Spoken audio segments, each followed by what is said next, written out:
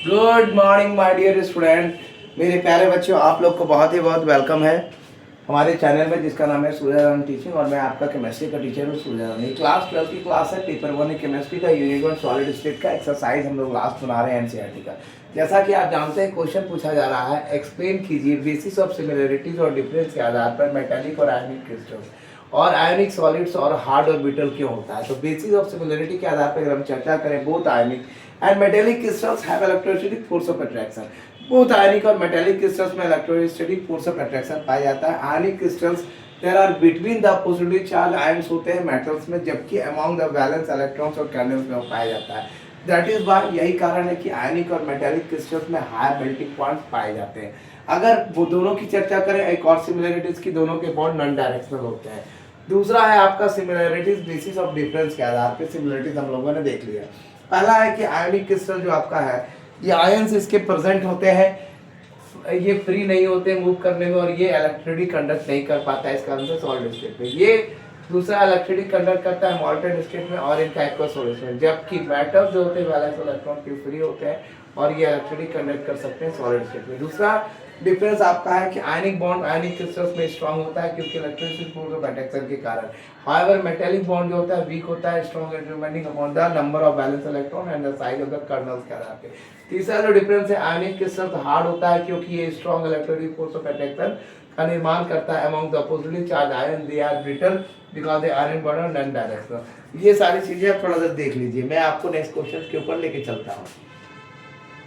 Question number 9 है। Question number 10 आपका है, calculate the efficiency of packing case of metal crystal for simple cubic body centre. और ये 1.10 1 point आपका जो है क्वेश्चंस है, ठीक है।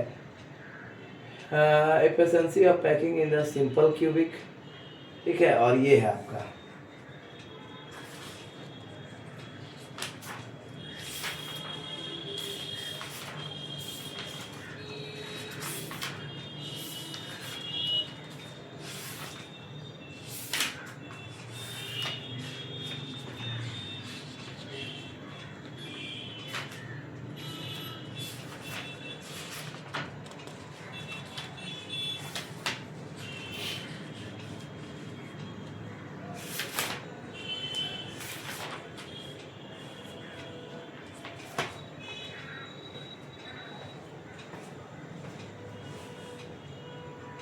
So we are going to the question number 10.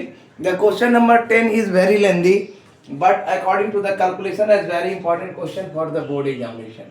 So my dear student, calculate the efficiency of packing in case of a metal crystal in simple cubic, body center cubic, face center cubic with the assumption that atoms are touching each other. कहने का मतलब है हम लोग को efficiency packing की बतानी है डायग्राम के आधार पर। सिंपल क्यूबिक में, बॉडी सेंटर क्यूबिक में और फेस सेंटर क्यूबिक में, इसमें एजम्पशन एटम का टचिंग होता है एक दूसरे के साथ। तो सिंपल क्यूबिक में चलते हैं। सिंपल क्यूबिक में लैटिस में पार्टिकल लोकेटेड होते हैं कॉर्नर्स के ऊपर और ये टच करता है एक दूसरे को अलोंग द ईस्ट। एज अगर मान के चलते हैं ए है तो रेडियस पार्टिकल्स का क्या होगा, आर हो जाएगा कि नहीं होगा, बताइए आप।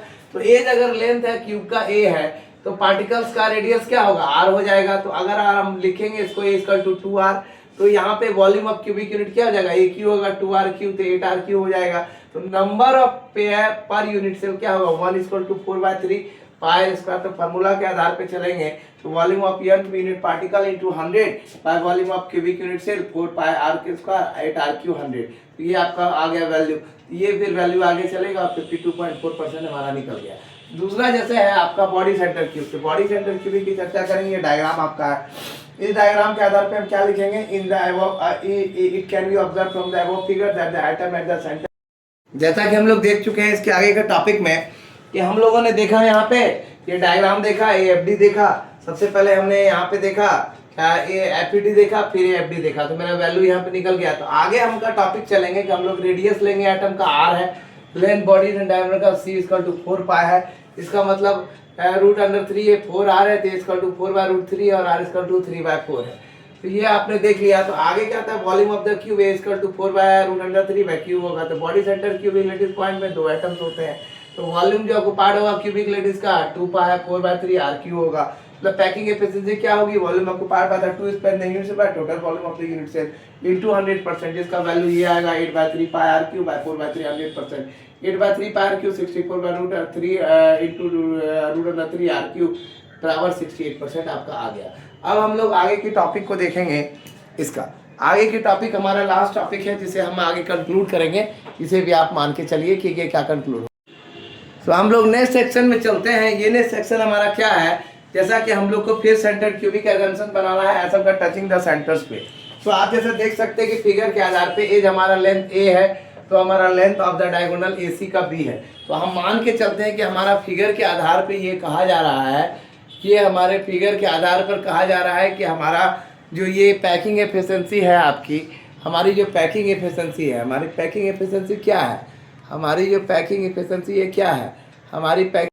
अब हम मान के चलते हैं नेक्स्ट सेक्शन हम लोग जा चुके हैं फेस सेंटर क्यूबिक के एग्जांपल में। तो फेस सेंटर क्यूबिक में हमारा मान लीजिए लेंथ ए है यूनिट सेल का और इसके length of the diagonal AC का बी है। तो हम मान के चलेंगे फिगर को देखते आधार पे एबीसी है, एबीसी एफ जी एच है, b square plus a square equal to b square to 2 square. A का वैल्यू क्या होगा 2a हो गया। आर अगर रेडियस है एटम का तो फिगर के द्वारा बी स्क्वायर टू आर हो जाएगा। तो 2a √2a बराबर 4r a equal to 2/2r। तो volume of the cube a cube equal to 2 into √2r cube हो जाएगा। और अगर number of atoms per unit cell 4 है तो इसका फार्मूला क्या बन जाएगा 4π/4/3 r s क्यूब हो जाएगा। Volume occupied unit cell packing efficiency का फार्मूला होता है volume occupied by 4 space in the unit cell by total volume of the unit cell into 100%। ये फार्मूला है। फार्मूला को वैल्यू पुट कर दीजिए 4π * 4/3 r cube by 2 into √2r cube into 100%। तो 16/3 r cube हो जाएगा, 16/2 r क्यूब हो जाएगा into 100%। 24% आपका ये हो गया। तो thank you for watching my video. This is student chemistry teacher, welcome to my channel student teaching. मेरे प्यारे बच्चों, बिना स्किप किए हुए पूरा वीडियो देखिए और साथ में बहुत ज़्यादा व्यूज़ दीजिए। व्यूज़ की दुनिया में तहलका मचा दीजिए शॉर्ट्स में। और मेरे प्यारे बच्चों, एक रिक्वेस्ट आप लोग पर ये शेयर कीजिए उन बच्चों को जो कि केमिस्ट्री के एस्पिरेंट CBSE 2026 के बोर्ड एग्जाम में। Thank you for watching.